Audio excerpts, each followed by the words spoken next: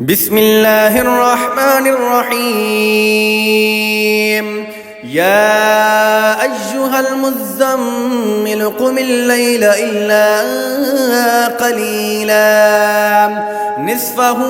أو انقص منه قليلا أو زد عليه ورتل القرآن ترتيلا إنا سنلقي عليك قولا ثقيلا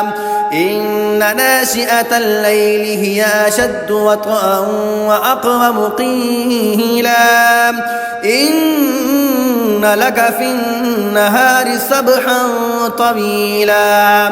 واذكر اسم ربك وتبتل إليه تبتيلا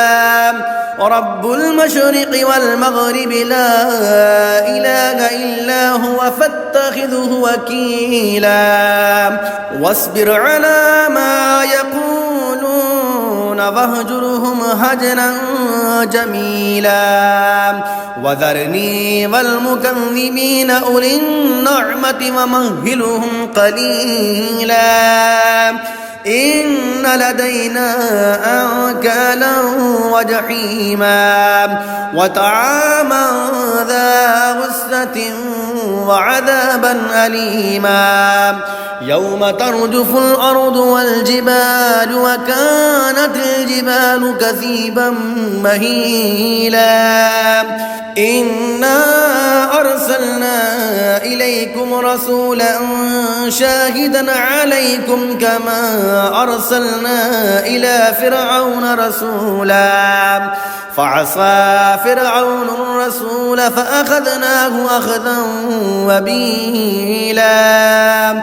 فكيف تتقون إن كفرتم يوما يجعل البلدان شيبا السماء منفطر به كان وعده مفعولا إن هذه تذكرة فمن شاء اتخذ إلى ربه سبيلا إن ربك يعلم أنك تقوم أدنى من ثلثي الليل ونصفه وثلثه وطائفة من الذين معك والله يقدر الليل والنهار علم أن لن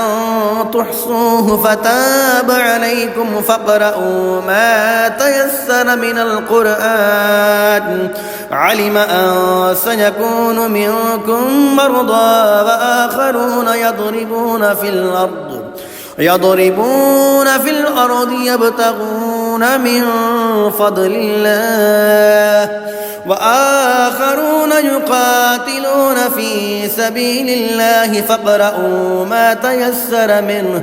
وأقيموا الصلاة وآتوا الزكاة وأقرضوا الله قرضا حسنا وما تقدموا لأنفسكم من خير تجدوه عند الله هو خيرا وأعظم أجرا واستغفروا الله إن الله غفور رحيم